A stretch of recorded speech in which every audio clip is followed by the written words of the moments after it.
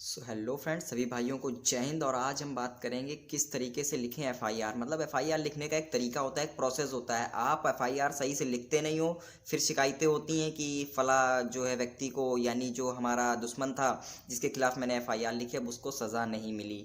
यानी आप एफआईआर में ऐसी क्या कमियां रख देते हो जिसकी वजह से आपको जो है नुकसान झेलना पड़ता है, या ऐसी कौन सी कमी है वो जो आप उसमें छोड़ देते हो। क्योंकि एक जो एफआईआर होती है वो आपके केस में एक नींव का काम करती है।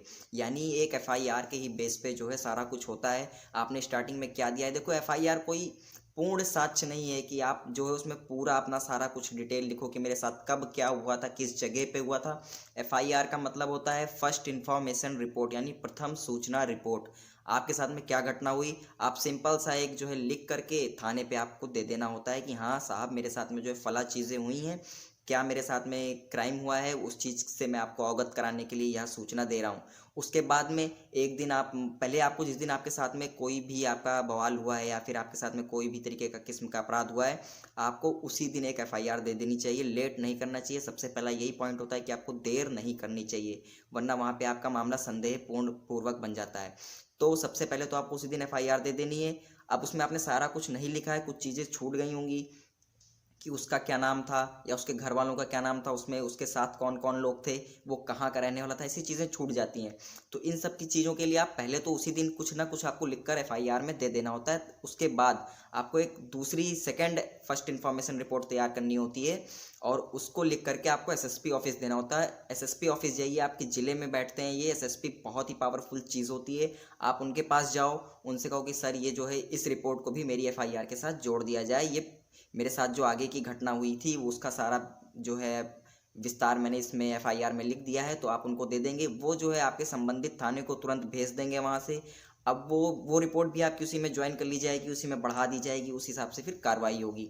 तो अब आपको स्टार्टिंग में करना क्या है, सबसे पहले तो आप जिसने आपको मारा है उसका नाम आप लिखो वहाँ पर।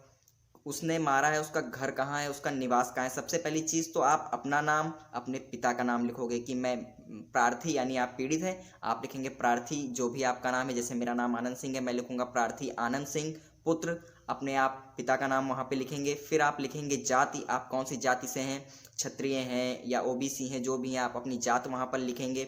जात के बाद आप अपना निवास वहाँ पर लिखेंगे। उसके आगे निवास, आप कौन से गांव में रहते हैं या कौन से शहर में रहते हैं। सारा कुछ लिखने के बाद आप दिनांक वहाँ पे लिखेंगे, तारीख, किस तारीख की घटना है।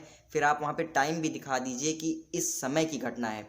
अब समय के आगे आप लगभग बता दीजिएगा, जैसे कि आप मान लीजिए 12 बजे, 12:30 बजे के बीच में मैटर हुआ है, आपको टाइम नहीं याद कि 1 बज रहा था या 12, तब आप समय लिखकर वहाँ पे लगभग 12 बजे या लगभग 12:30 बजे ऐसा लिखकर आगे की उसमें सूचना लिखिए।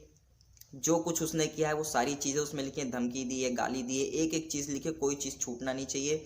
और कोशिश करनी होती है आपको, देखिए मैं आपको बताने का प्रयत्न कर रहा हूँ ताकि आप जो है इसमें आपको सफलता मिल सके, इसलिए मैं कोई चीज़ आपको जो ऐसी कुछ पॉइंट्स बता रहा हूँ वो आपको करना ही चाहिए। देखिए आपको इतनी नॉलेज नहीं होती, आपने कानून नहीं पढ़ा होता है, आपको जानकारी नहीं होती। तो सबसे पहली चीज़ तो आपके साथ कोई भी अपराध हो रहा है, आपके साथ कोई भी क्राइम हो रहा है, सबसे पहले आप एक वकील हायर करिए।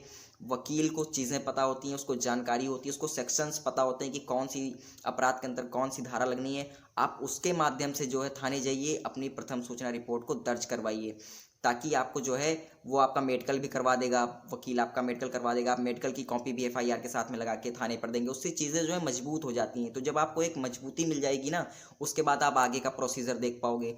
तो जब एक आपको स्टार्टिंग मिल गई, अब आपका एफआईआर हो गया, उसके बाद अब जो है आगे का प्रोसीजर चलेगा, कोर्ट का चलेगा। या फिर मान लीजिए कोई पुलिस वाला है, अब वो दूसरी पार्टी से मिला हुआ है, अब वो आपकी एप्लीकेशन पे एफआईआर लगा देता है, फाइनल रिपोर्ट लगा देता है, तो उसके लिए भी प्रोसेस होता है। वो सारा कुछ आपको वकील के माध्यम से, उससे आप बच सकते हैं। उसके लिए भी पिटीशन फाइल होती है सुप्रीम कोर्ट में, कोई एफआईआर लगा दे रहा है पुलिस वाला ज़बरदस्ती, या फिर आप एसएसपी ऑफिस में शिकायत कर सकते हो। उस दरोगा से आप संतुष्ट नहीं हो, आपको लगता है कि वो दूसरी पार्टी से मिला हुआ है, आप उसको भी जो है सस्पेंड करा सकते हो। उसको हटा के आप दूसरा अपना जो आपका केस देख रहा है, दूसरा दरोगा आप वो जो है मतलब मंगवा सकते हैं आप वहाँ थाने पे।